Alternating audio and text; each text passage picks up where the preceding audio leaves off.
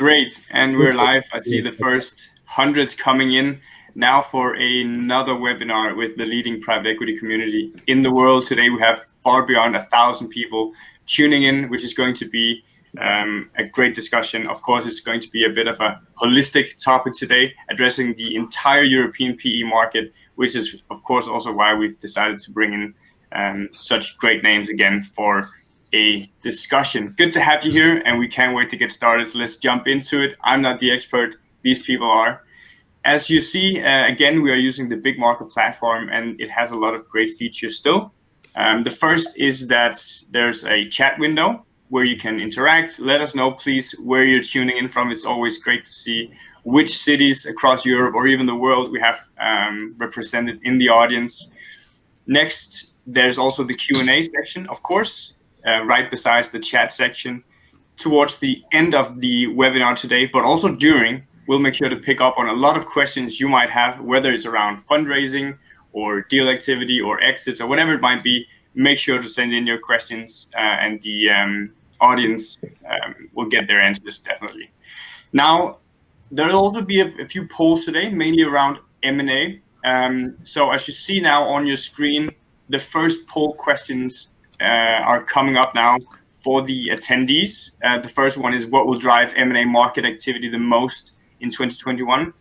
Feel free to now share your thoughts here, your answer here, and we can pick up on it later. There'll also be another poll a bit later in the discussion. And finally, but not least, if for some reason you have to leave in 30 minutes, don't worry at all. It will be made live on demand afterwards, although it's always good to stay live should there come something where you want to share your thoughts in the chat field. So that's it for now. I see a lot of answers ticking in for the poll already. It seems that people think that what will drive the most M&A market activity this year is the high levels of dry powder and a lot of private equity activity, but let's talk a bit more about that later. Now, we're doing this webinar in partnership with Datasite, and I could tell you a lot about this platform. I know that they've had a great year since there's been a lot of disruptions, and actually they've been helpful for a lot of companies. But instead of me telling you a bit about Datasite, maybe I could tell you also about the first speaker we have here. It's Merlin, who is the EMEA Chief Revenue Officer with Datasite. Merlin, do you care to share a few words about yourself and Datasite? Yeah, I will. Thank you, Johan. Welcome, everybody. Appreciate you taking the time out of your day to attend another webinar, and can't wait for the days that we can do these live and in person. But honored to be on this panel with really a great group, which I think represents a true cross-section of the European M&A market when you look at both what they do for their firms, but also the size of their firms and the deals that they play in. We at Datasite, we kind of sit at the center of all of these deals. So we are the Switzerland of M&A, meaning we have all of these transactions that happen on our platform, both from the buy side, sell side, and really how we look at it is the life cycle of M&A. So we are a platform company with multiple applications that sit on top of that platform that help facilitate due diligence, which everybody knows us for, but also a number of other things in terms of preparing an asset for sale, in terms of your asset marketing and outreach that you're going to do on that business, or that you're going to do for an IPO, as well as an acquisition platform, helping people streamline that process of acquiring assets. So we do sit at the middle of that ecosystem, and excited to be on this panel and hopefully share some insights from our vantage point of what's going on in the market, what we expect in the year ahead. Definitely good to have you here, Merlin. And I agree with you. It's a really interesting panel set up now with someone from each their side of the industry. We have now Franz Thielemann with us as well, managing partner from Eurazeo, really on the investments and fundraising side. Franz, really good to have you here. Care to share a few words as well? Hi all, pleasure to join. Thanks for hosting, Johan. I've been with Eurazeo for the past 20 years. A lot has happened. It's been very exciting times. Initially, I was a deal partner for about 15 years, did about 15 deals. And now I run our LP practice for Europe, as well as sitting on ICs. And I think, Eurazeo is essentially concentrated on venture and growth on one side, small mid-cap buyouts in Europe, and then private debt. So happy to comment on these these features of the market, and hand it back to you, Johan. Thank you very much. Thank you. Good to have you here again. Can't wait to get back to the conferences, but as Merlin said, it's good to have this virtual space as well. The next is Giovanna March. She's from Alter Equity Partners. Giovanna, would you care to tell us a little bit about how you are more focused on the DACH region and how you as a company are a little bit more towards the Nordics as well? Great. Yeah, so great to meet you all. Giovanna Mag, I'm a partner at Alter Equity Partners here in Zurich, covering the DACH market. Alter is a 2.5 billion private equity fund originating out of Sweden. We invest in the Nordics and the DACH market in mid-sized companies, so in the German Mittelstand, and then mid-market companies in the Nordics across all sectors.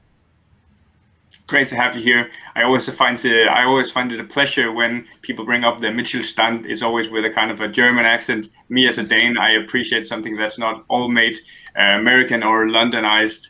For the next and the final one, we have Immo Rupf. He's a partner, an operating partner with Zinman, a wealth of experience really across the world. Really good to have you here, Immo. Would you care to share a few thoughts as well? Yeah, hi, all of you. I'm very pleased to be here. So my name is Immo Rupf. I'm an operating partner at Zinman. Zinman, we are large cap private equity focused on Europe and the US. We do all sectors, and it's essentially good to great. So our main focus is on growing the top line through internationalization, buy and build, commercial excellence, and topics like these. We invest from a 10 billion fund at the moment. And personally, maybe just a word on what does operating partner mean. It means that I mainly work with our portfolio companies post-close, and it's around reconfirming the key value initiatives that we hope to see coming in, and to reconfirm the size of the prize, to resource them appropriately, to plan them out, and then ultimately to have our portfolio companies get them done. Good. Getting things done. I think we can talk a lot about that today. That's the plan, at least, so you all have something to bring back to work on Monday morning, some new ideas and some new thoughts. So again, if you have any questions, please remember to click on the Q&A section throughout the entire discussion. Please submit them. You can even also upvote the questions that are already being put in there as soon as they come, if there's something you would really like to get an answer on.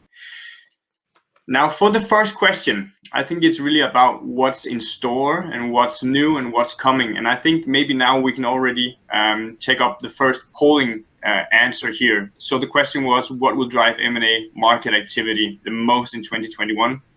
And more than 60% of people said that it was definitely related to the high levels of dry powder. Now, Franz, is that something you see as central to what's going to happen in the coming year, or do you see some other trends or factors more impacting? Thanks for the question. I think, I share the people who've been polled, their view that there's a lot of dry powder. There's a lot, happening. We can also see higher prices with the lower rates. I think we can all, comfortably foresee economic turbulence in the next months and couple of years as we readjust to a post-COVID world. But I think the main thing I see is that in the current environment with low rates, private markets are really one of the few asset classes that deliver returns to their investors. And so my main thought for the year to come is really, we are now a mainstream industry. We used to be niche firms with a few people. We are now a mainstream industry, and we have to answer to the public. We have to, take into account all the constraints that brings in terms of being socially responsible.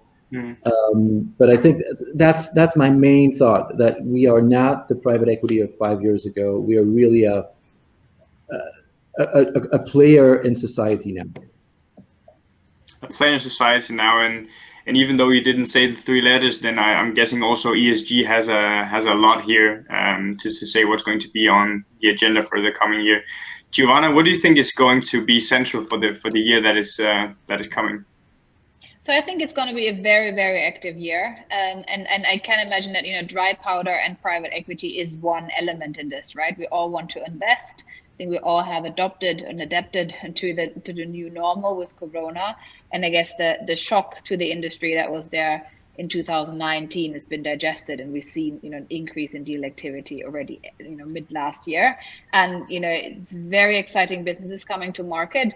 And, I guess the sell side advisors have come to grips around how to market and how to make, deals possible in the digital world. So people, I guess, are no longer afraid to put business on the market. So we see a lot of activity, and I think good businesses, and this is what we've seen, I guess, end of last year and beginning of this year, good business go really fast at high valuation. So there's been a number of preempts, at least in the DACH market. And then, companies that maybe haven't been performing as well through the Corona crisis, or more difficult to understand of how they will perform in the next few years, they also are sold, but it just takes a tad bit longer. So the traditional process just doesn't maybe work in the Corona world. But I think it's going to be kind of a very active and a very extreme year in kind of both directions, with preempts and then the kind of lingering processes. And ESG, maybe just to your point, I think ESG is going to play a very important role. Kind of the Corona crisis has accelerated a few trends and perceptions and realities, I guess, as well. So for us, at least, ESG is a very important topic with regard to investing in, kind of CO2 neutrality. It's going to be an important investment theme for us. Yeah, I buy that. I think it's great because a lot of us are in that, a lot of us, but I think the crisis has shown people that we can do things we thought were impossible before. And so, we've decided to go climate neutral. We're certainly not the only ones, and I think it's a great development. Yeah, doing the impossible. I think that's a good way to say it. I think there's been a lot of impossibles over the last year, but really also methods of finding out what to do. Then, Merlin, I know that you're deep into the data. At least that's where you're strong. You know a lot about what's going on out there. So, what are your predictions of what's in store for the coming year? Yeah, I mean, I always find it hard not to look back, and Giovanna said it well. I mean, last year was just such extremes, and when you look at the beginning of last year and the way COVID hit Europe was very different than the US, and the reaction to it in terms of stimulus was very different, which I think elongated kind of a downturn, if you will, in terms of deal activity. But we saw in the second half last year, really just it comes screaming back to close the year. And people really got comfortable with the situation that we were in and became, no pun intended, but immune to what was going on and said, hey, we got to get deals done. We saw from a private equity perspective, we saw 16% increase in private equity users and administrators on our platform, with companies looking to buy or looking to realize returns into a very good market. And then at the beginning of this year, we started seeing this year already start off with record highs of close to 800 new projects that have been put on our platform in January and February. As people are seeing a buoyant market, they are seeing that dry powder being put to work. And what I find exciting and kind of a unique situation in my 15 years in the business is you have everything operating, believe it or not, in a COVID environment, but very well. I mean, IPOs are a very good exit strategy right now. You have SPACs, you have just going to a sell side process. You have tons of bolt-on strategies that are being executed, roll-up strategies that are being executed. And so all of that is just leading to a really buoyant market in terms of deal activity. So I think and then you take the other side, right? You have your restructuring that is still going on. You have other sides of the business, which I think is leading to everybody in our industry, overall M&A industry, not just private equity, just seems to be extremely busy. We were talking about pre this call. Everybody seems to be extremely busy, which is good signs, I think, for the year ahead for private equity in 2021. Yeah, busy times are good times. Imo, what do you say there? I know that you are on a bit of a different side than some of the other people here on the webinar. Are you just as busy with all the activity coming up, and how do you see the landscape changing for you in this year? Yeah, perhaps if I sort of look back to 2020 for a minute and then sort of look forward to the future. I think 2020, as you all said, it really came in three parts. Quarter one was still pretty much business as usual. Quarter two was the complete shock And it was extremely busy, in particular for us, because it was all about taking stock, understanding cash burn rates, cash reserves, understanding how the business model can withstand COVID or even benefit from it. But then Q3, Q4 was all about looking for breakout opportunities. What are the things you can now do that you didn't do before? Accelerate digital enhancement, start transformation programs which would have taken a lot of time in the olden days. And that, looking forward, means, I mean, change is good for private equity. There's a lot happening. Corporates are shedding subsidiaries, so there's lots of carve-outs and sales of divisions. Companies need to change their business model. Again, that's an opportunity for PE. And a lot of digital pure plays have now reached the size that they fall out of venture capital and into mainstream PE. So there's an abundance, if you will, of companies that go to market, mainly in the sectors which are COVID positive, healthcare, telecom, but the rest will follow soon.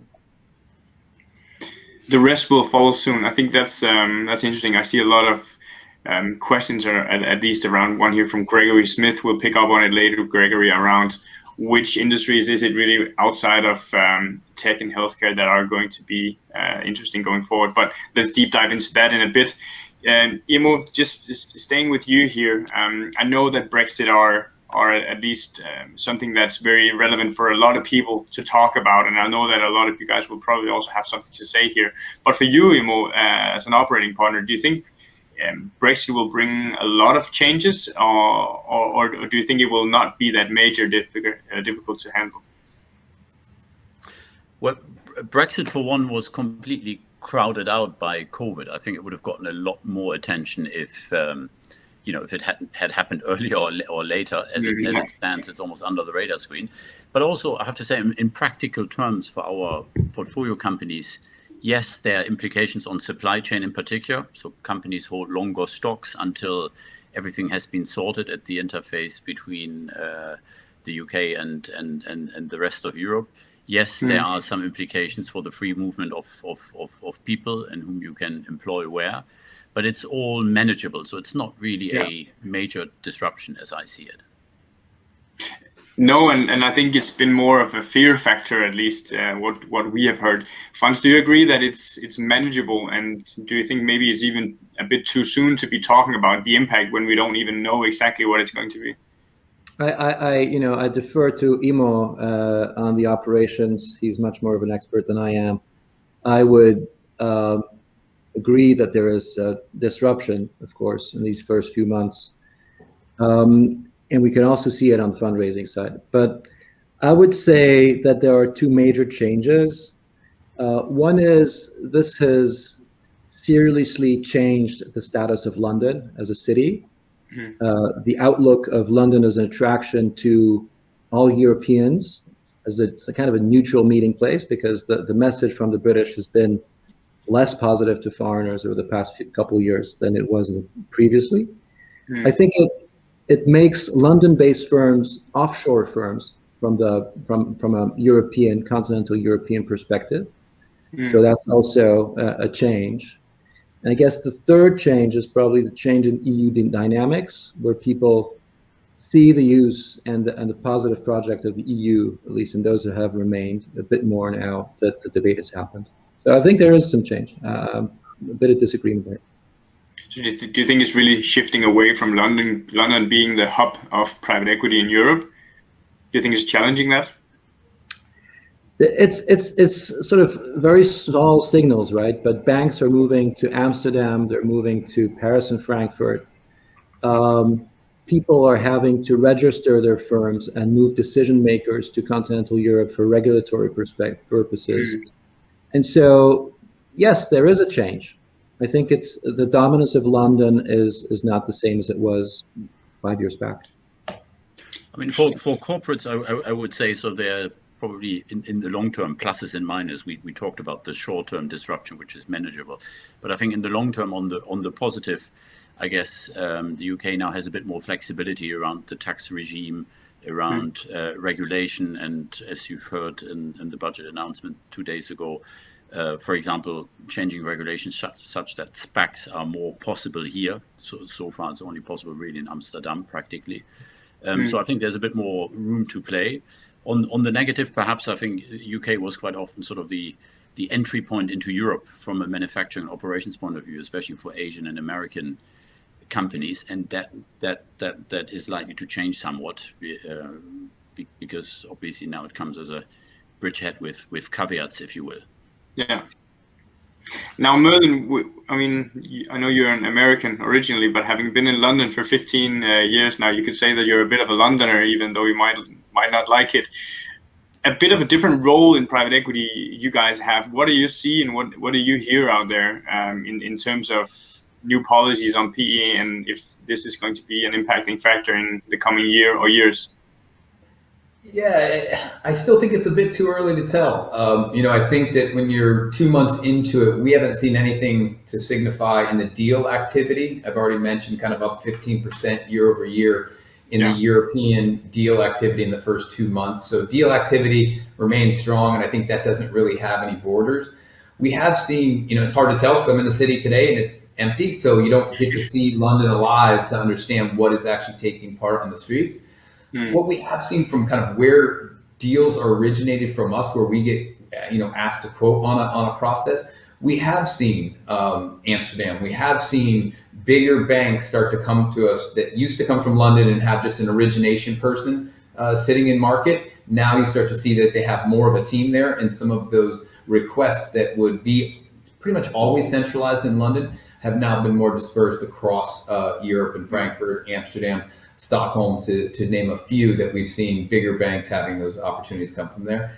But again, I think it's way too early to tell. I think there's, to Emo's point, I think there's opportunities for London on one side, and then there's real risks for them on the other side. So it's going to be interesting to see how it plays out. It's going to be very interesting, at least. But I think with talented people such as you guys, it's manageable at least. And with that, I think we should talk to a new, or address a new topic here, which is more on the technology side, because this will ultimately also be one of those that should overcome some of the Brexit challenges, perhaps.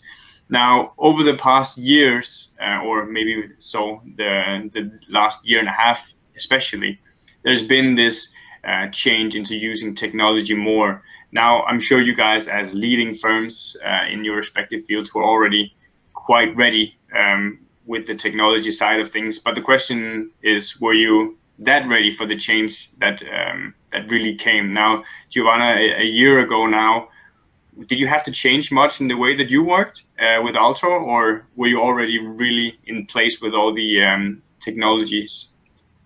So I think it was seamless with regard to technology. Everything is in certain tools. We track our project, our pipeline, the processes. So I think there, kind of on the digital end, it wasn't so much of a change. What has changed, and that's just how we work with technology and how we work and problem solve across different offices, if we don't have the opportunity to every now and then meet. I think that's more kind of a cultural change and an appreciation of where the shortcomings, if you're just purely based on technology. And that's more than finding time as a team to really problem solve issues where we feel we've been slowed down by not being in one room. But otherwise, I think it was seamless. Was that the same for you, Franz? I mean, you're in a similar place as Giovanna, with a lot on fundraising and acquisitions. Do you think it was easy, or? I think it was very easy, honestly. It's made my life a lot easier because I don't have to travel anymore. I love that. I think on the deal side, it's tougher because you need to get to know the people better, and at least in our firm, we're more of a growthy investment firm, so we trust people to run their business well. And that is something, a judgment you make once you've spent physical time with people. So that's tough. So, given that it was easy, what were the challenges then? I mean, of course, there has to have been some sort of challenges where you've had to overcome them in some way. Were there anything in particular you saw a way out of? Sorry. No, I can't think of the sort of. I think the challenges on travel have been acquiring side, and so where the solution has been to sort of, you know, make like try and find smart ways to move from one country to another within the boundaries of law, which has not always been helpful. But yeah, we've been able to do that, thankfully, and do some interesting deals. Yeah, of course, there's been the law side of it that you cannot just travel when you have to. I guess, Imo, that has been kind of a stopping factor for you, at least. I know that you are an operating partner where you've been more on site, for example, and I guess that's been a bit difficult on the virtual scale. Yeah. I think, I mean, the ways of working have changed for all of us, not just in this industry, but everywhere. And some of that is probably for the better. I mean, the now more professional use of video conferencing and the acceptance of it, as well as, for example, board meetings. I mean, now obviously everything is virtual, but coming back to next year, I suspect that when a lot of companies, we would have had sort of 8 to 10 in-person board meetings a year. It's probably going to be 3 or 4, bulked up to 2 or 3 days, perhaps, every year, and the rest is virtual. So I think there is a bit of streamlining, less travel, so that you get more into the day almost, which is on the positive. The big negative, obviously, is the loss of human touch. It's true at every level, whether it's sort of the team meetings, the interaction with our portfolio companies, and so on. You cannot substitute for a physical meeting at least once in a while, and that does have an influence. For portfolio companies that we've just acquired, it's just less effective almost to start a relationship over video. And for due diligence, again, most of it is data driven, and you can do it remote. But for example, plant visits, which are important in industrial goods, for example, that's a real challenge. Even if you have a video walkthrough, if you will, it's just not the same. You don't really get to feel and touch everything. Yeah. And I think that's the biggest challenge, right, in the current environment, is that, the loss of human touch in due diligence, being able to speak to the managers directly. So, and then when we circumvent this by, having them maybe just a one-on-one telephone conversation or VC, just to have, that kind of side chat that you can have to just get to know each other and see what there is beyond the management presentation. But I agree that the few personal meetings that we've had over the summer, when it was easier to meet, this travels a long way, and this really has helped us to build much stronger relationships than we would have been able to build on a VC. So this is something that we'll need to come back soon, because I think that you can't replace via VC. Interesting. Now, maybe just an anecdotal comment, if I may. I mean, the challenge will be in getting back to work. I think previously everything was in person. Now everything is virtual, and that's all fine. The challenge will be as countries and segments of the population come to work back in a staggered fashion. What you don't want to have is really a meeting where half of the people are in the room and half of the people are on video.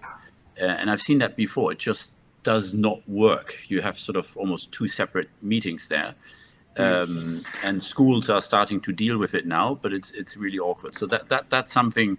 It sounds like a trivial detail, but it's a bit more than that, because more than half of what we do is in fact meeting based, and how that can be managed, I'm not quite sure about. So a lot of challenges in M&A, at least. So I think I would like now to bring up another poll for the audience here.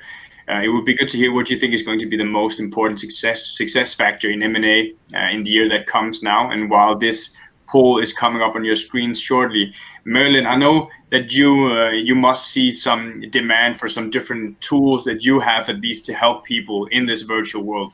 Where do you see the most growth and most demand? Because then we would probably also know where people are seeing most challenges, really, in this space. Yeah, I mean, one anecdotal comment as well with Imo, like it's going to be really interesting, the hybrid world. I've been in the office a couple times and experienced that, where you have your agenda of meetings, and now so 2 people are with you in person, and then the rest are VC. it's going to be quite a juggle when we get back to that hybrid world and what it looks like. And we're going to have to do a good job scheduling those things, because you do feel either left out or included, depending on where you're sitting, which is not how it actually should be. Another point that somebody brought up to me is that before COVID, you would FaceTime or your family members or a friend, but you really wouldn't do that in a business setting. You'd meet somebody for a coffee or meet them for a business meeting. And so now that's all been merged together. And now we have to somehow demerge that and figure out what can be done virtually and what can be done or what should be done in person. And I think there's advantages to both. And we, before COVID, we went out and polled some 2,000 M&A practitioners in what we call the new state of M&A, predicting where the market's going to be in 2025. And some interesting stats came from it, which now are coming to bear. And I forget who mentioned it, but it's almost the speed of change. We're actually seeing those changes that people predicted in 2024, 2025, actually being accelerated to change now. 77%, everybody always says due diligence is the most time consuming stage in the M&A process. 77% of the people, I'm just reading some stats here, believe new technologies and innovations around analytics will be the most important. 79% believe that executing due diligence right now, they currently use Excel and email are the technical solutions that they use. And again, I'll talk about where that's gone. And then 93% said that they are looking, the amount of data has just increased, and they're looking for machine learning and artificial intelligence to help them get down to the most important pieces of information that they should focus on. So that's what the market said, right? That's what our peers and your peers have said about what they're looking for. Now, what we've seen in the last year is asset marketing, which used to be done, really by email and by Excel trackers and things like that. Well, now all of a sudden you see automation happening in that space with Datasite outreach, where people are running the entire marketing process and outreach to 300 investors and outreach to 75 potential buyers, all being not automated, press a button, but technology helping you facilitate that process and bringing that tracker into a technology form and then being able to export it. We've also seen that in terms of custom analytics and how people want to predict buyer behavior, either how they react to teasers and sims and who engages and who doesn't, but also who and how they interact with the due diligence materials that you provide to them. There's a lot more going into predicting who is going to, or who you should engage and who you're going to be able to pull through across the finish line if you're selling an asset. And then we've also seen how people acquire businesses, people utilizing very basic technologies like Excel. It's not basic, but basic technology like Excel to run an acquisition or a pipeline management.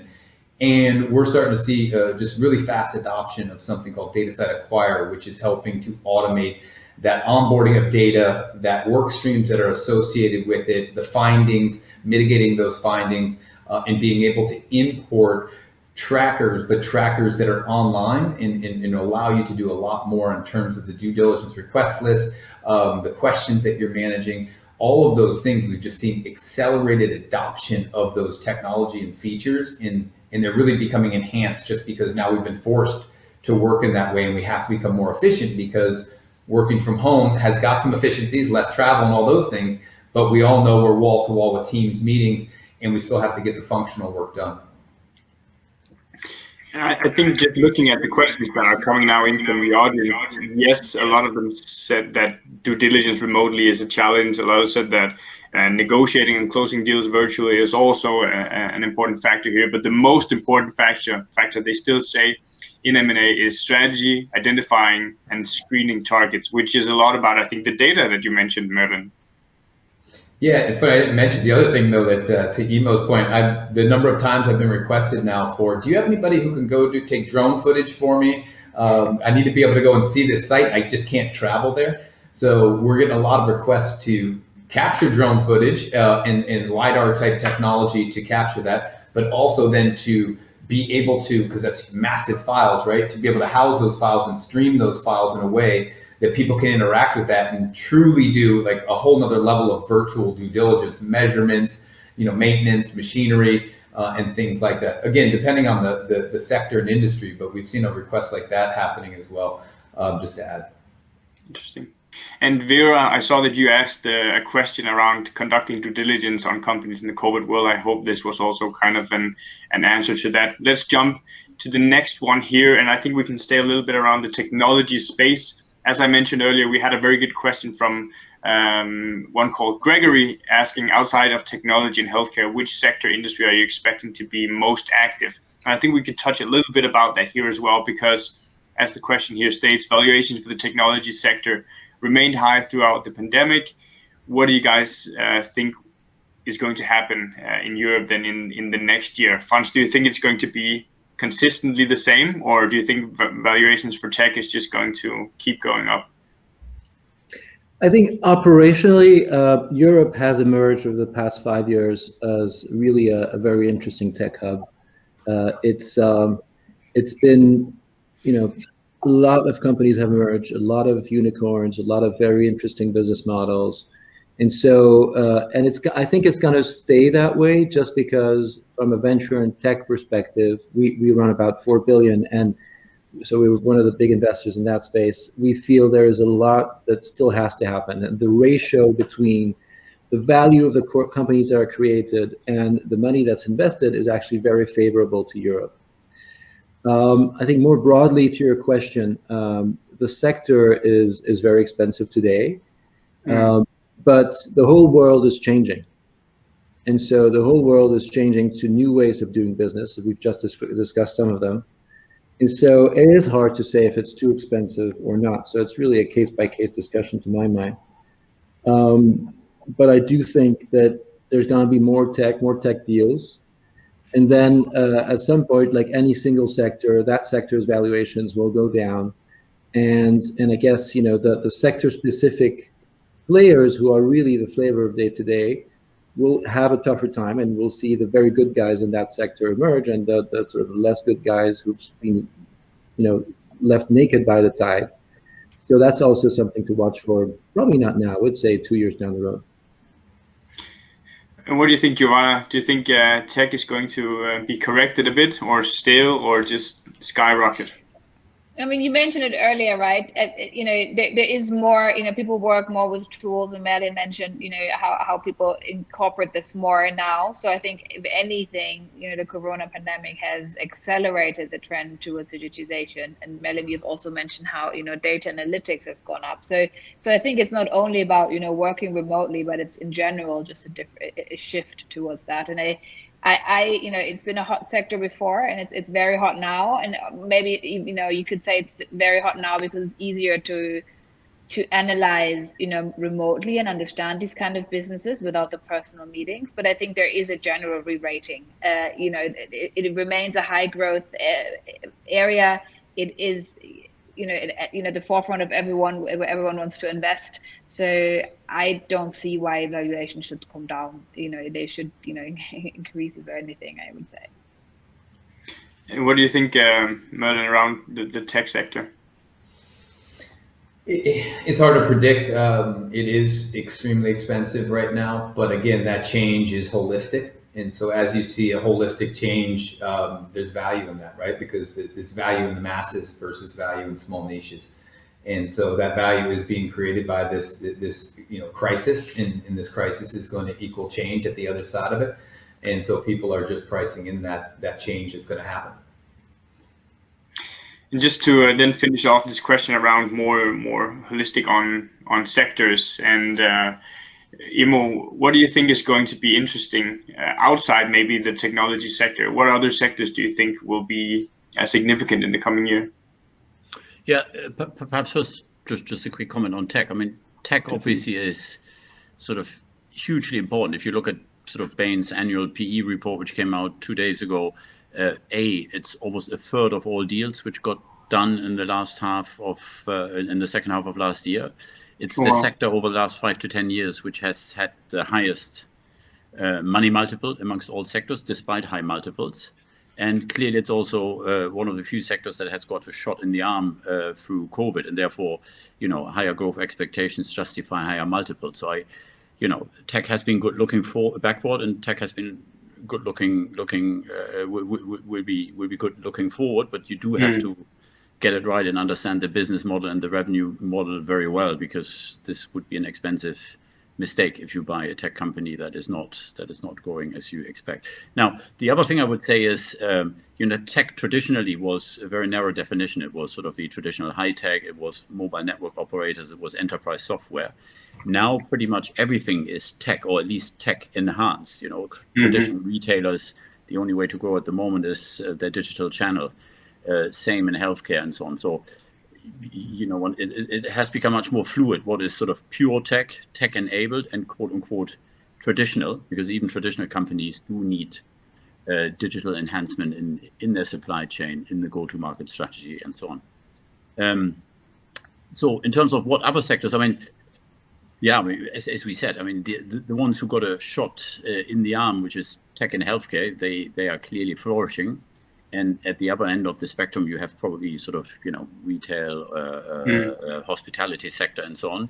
And then everything else is somewhere in the middle, depending how much or not they've been impacted by COVID. So at the right multiple, every company is interesting. And so I don't think there's any distinction. The one thing which is notable is that few of the companies from the less favorable sectors, favorable from COVID point of view, have come to market. So what's selling right now, and what's also driving the multiples up, is the fact that tech comes to market, healthcare comes to market, industrial goods, base chemicals, construction, retail, and so on. Very few assets change hands because PE and other owners are quote unquote sitting on them for a while to at least see the uptick before they go to market, which does make sense.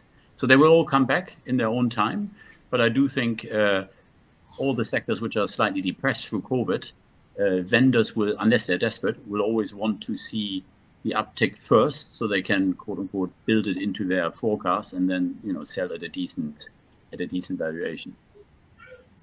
It's interesting. You said you think tech enabled, but then you think enable tech. If you think about real estate and you think about warehousing to help facilitate e-commerce, that would be real estate, but really it's technology. So I think you're going to see that swing between how do you facilitate tech, right? You could be e-commerce, online retailer, but where do you store and have your warehouse and facilities to be able to distribute in a timely fashion, take returns and things like that. So it's interesting how those start to mold together. Tech enabled was always the buzzword, but now it becomes how do you what industries that help enable the transformation to technology.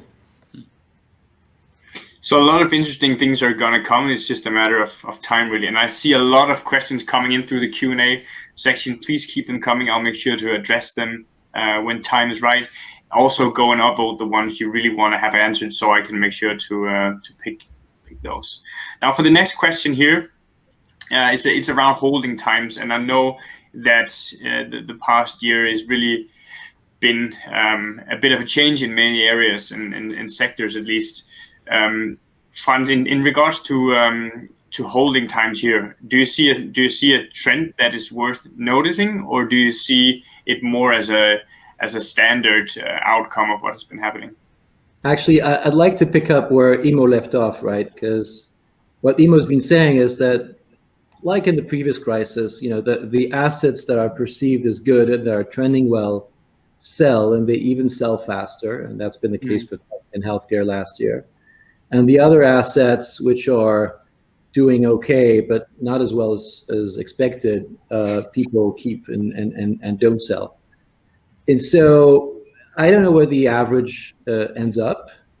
I guess a number of companies, tech and healthcare is probably, less than half. So probably the average, because of 2020, moves on and is a bit higher. I think the other consideration is, what's good for companies and what's good for the funds that hold them when it's funds. Our business is to buy a company, transform it in a certain way in a given time frame, which is typically 3 to 7 years.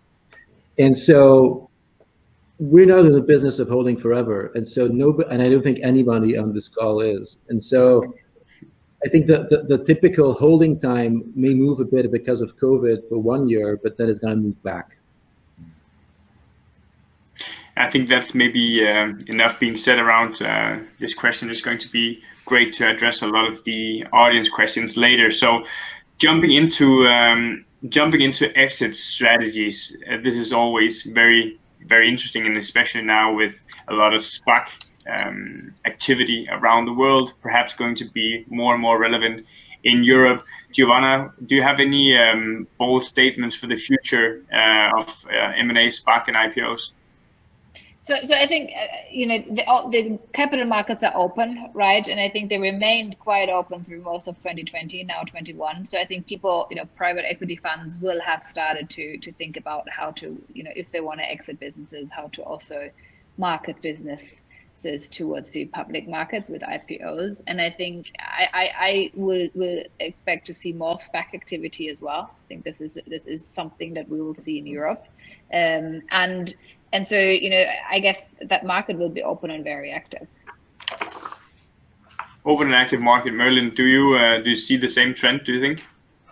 Yeah, it's funny. We see a trend of twofold or doubling of the number of projects that we have that are combining two of these really is dual tracks. So the dual track is definitely back, and people are running processes and looking at where they can get the most shareholder value. And so with the IPO markets being open, I said that earlier, with the IPO markets being open, with a lot of money on the sidelines being put to work, you have corporates with great balance sheets, you have money that's still cheap, and you have a lot of dry powder in private equity. So the money is floating around. It becomes, what is the exit strategy? What does that business look like?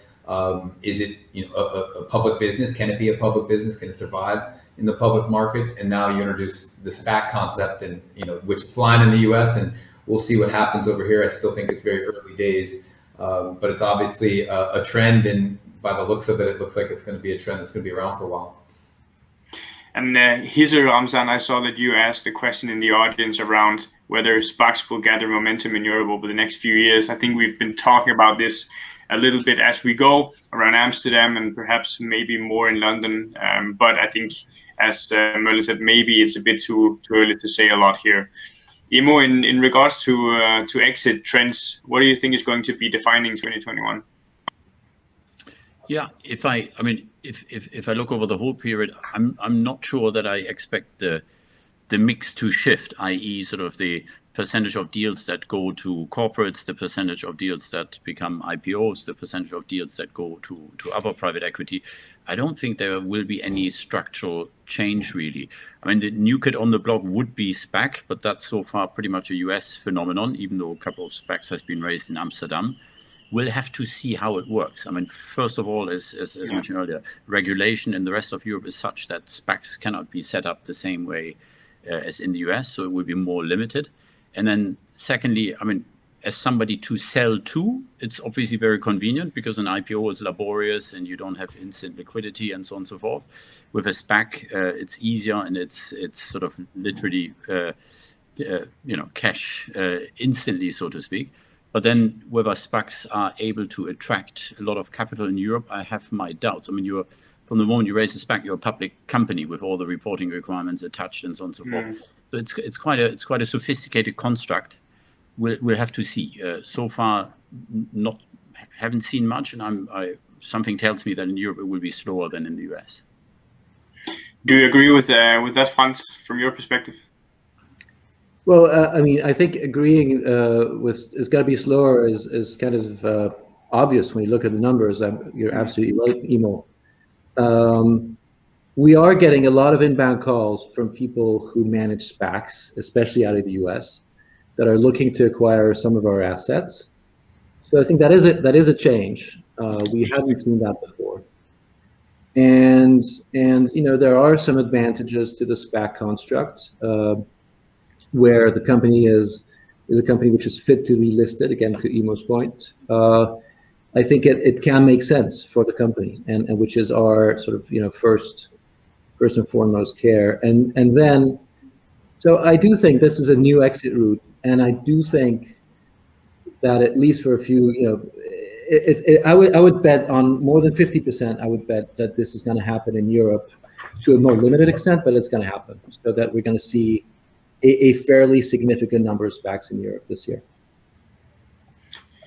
It's going to be interesting to follow. I think our content and news team, at least, are eager to be sharing the news. There's a lot of hot topics here, at least, to be taken care of. So make sure not to tell you a lot about what it is that we do, but make sure to go and follow us on LinkedIn. At least we make sure to share all of the news every day around private equity. Now, for the number 7 question here, before we dive into the Q&A.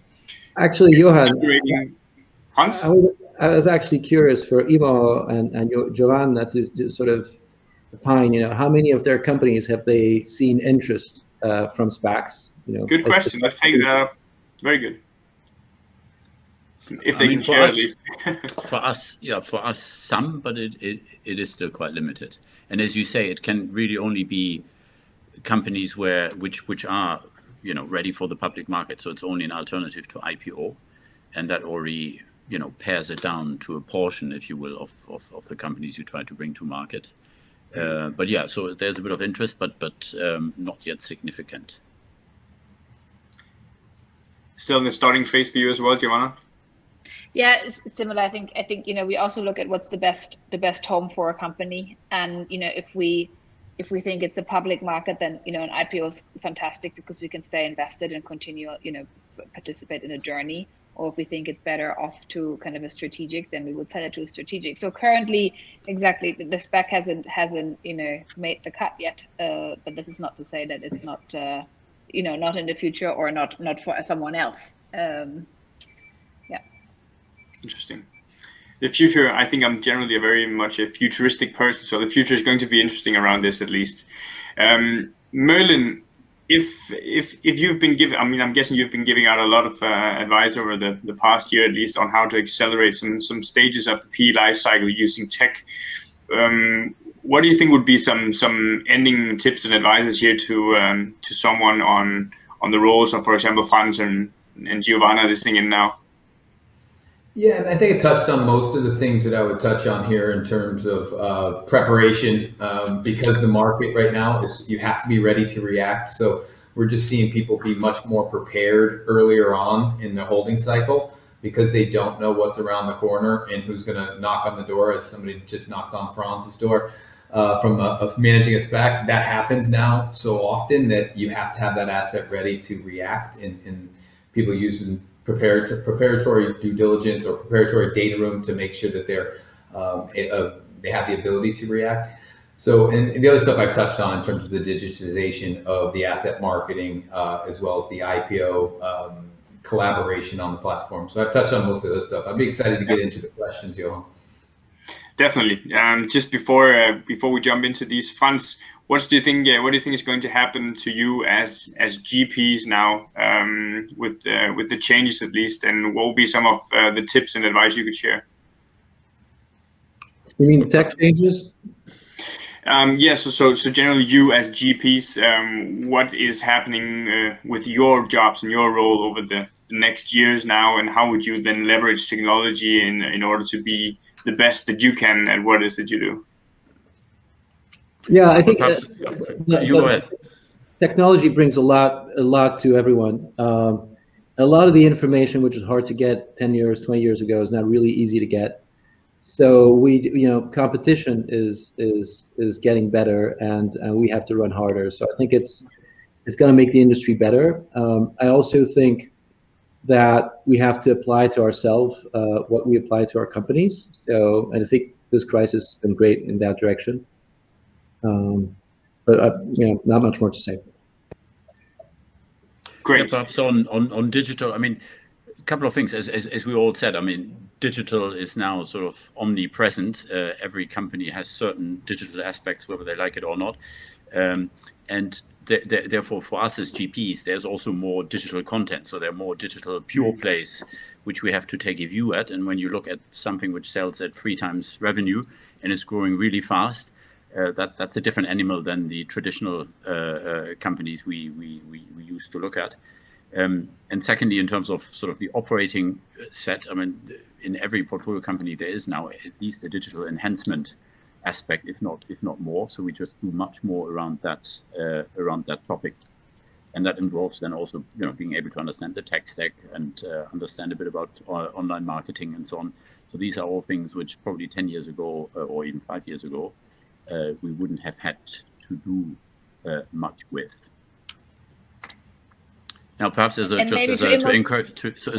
on a positive note, I mean, in terms of timing of COVID, in some sense, overall, and also the industry is lucky, if that's the right word. If you imagine that COVID had happened 10 years ago, when it was still sort of voicemail, no video conferencing, no Zoom, I mean, it would have been, it would have been a real challenge. Now, as Giovanna also said, luckily all of us have over the last 5 to 10 years upgraded to shared document sites, video conferencing, and so on. So COVID has accelerated all that, but the base infrastructure was there. Had this been 5 or 10 years ago, this would have been a major nightmare. Yeah, maybe just what Immo said, I think it's an exciting role private equity can play here, right? Especially in the mid-market where there's maybe, the companies are maybe less digitized, be it on their production floor, be it on the connectivity, and be it in the administration processes. So, a lot of people flying around and pushing paper. With this being a comparatively, new and evolving, way to work, private equity with cross learnings across, international portfolio assets can really play a role in helping accelerate some of that, step up in digitization. So I think it's an exciting role. And if you talk PE life cycle, we can really help companies advance there. Definitely. I think that was maybe a good round off to the questions. Now we have a few good minutes to take up some of the relevant questions from the audience. And thank you so much for all of them. If we cannot get through all of them right now, we'll make sure to cover them on content online in the coming weeks. Now we have one here I think is definitely generally interesting, and also something that we saw, especially in the first half of last year. Maybe it's from Richard Watt. Will buyout funds be able to shift strategy to take advantage of special situations and distressed? So maybe just talking generally, funds, around your focus on special situations and distressed over the past years. Did it go as you expected? Did there come as many opportunities as you expect? And what do you think the future looks on those opportunities? I'm really sorry to say we don't do much in that front. We don't really do distressed. So no, definitely. Very general. If I can't really comment on this. Okay, good. Well, at least if we should cover some market trend here, we'll make sure to follow up a lot on that one. At least the predictions were that the buyout funds focusing on this would have a lot to do. Whether or not that would actually be the case with all the help from governments, etc., I'm not sure.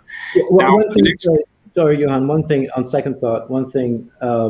We have a lot of hotel experience.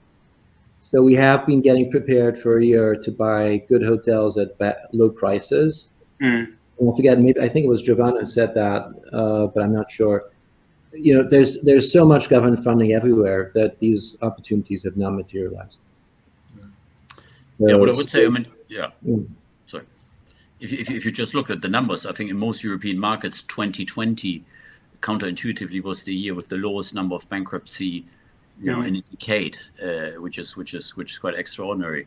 But then, some of that is due to fiscal stimulus and other government support measures. So when the furlough schemes come off and so on and so forth, then I think that unfortunately there will be probably a bit more movement and distress. Again, we don't invest in distress particularly, but I have to believe that in call it second half of this year or 2022, some things will come to the fore that have been so far, propped up by government support and furlough schemes. I see a lot of questions here from one in the audience, Anya Kavigili. Sorry if I'm not pronouncing it correctly. I'm doing what I can here, and she's been asking some good questions. One of them is, Giovanna, around the touch with LPs and diversity. I know that this is really, really central for a lot of the things happening in the US. But also starting to be more of a movement in Europe. So she asked, what role does diversity/inclusion plays for European GPs and LPs? Are European LPs verifying such in due diligence? or make it even as a prerequisite, as some US LPs do. Have you seen anything in the market around this, or do you think it's something that's going to come more of? So we look at diversity a lot as a firm, right? I think as a firm, Altor is very diverse, but we question, right, our boards. So we have internal targets as to by what time and how fast and how much we want to have diversity on boards. For kind of diversity on governance, and then also on management boards. We think about it also from an advisory perspective. So thinking around how diverse should our advisory teams be that we work with, and to be fair, we don't have it as like a KPI or something that we measure when we look at new opportunities, right? But it's something that we look at as part of the overall kind of talent assessment. So I think that's the last one we're going to have today. It's going to be interesting to see how diversity is going to play a big role in the future, whether it's forced or not. Definitely is something that's going to be there. Now, this was an hour. It's been great having all four of you on this webinar here. I think we covered a lot of interesting stuff on the PE landscape. Of course, we didn't expect to be able to cover everything since it was a very large topic. I will ask everyone still listening in to stay around for just 2 more minutes, as when we stop the webinar here, there will come up a survey where we would love to hear some of your thoughts on how we could make these webinars the best as possible in the future. Merlin, Franz, Immo, and Giovanna, it's been a pleasure having you with us today from Private Equity Insights. And I hope to see you again at some of the conferences, of course, when we do get back to that space in the later half of the year. Thank you so much, everyone. Have a lovely day. Thank you. And Thank you stay safe out there. Bye then. Thank you, everybody. Thank Bye. you. Bye.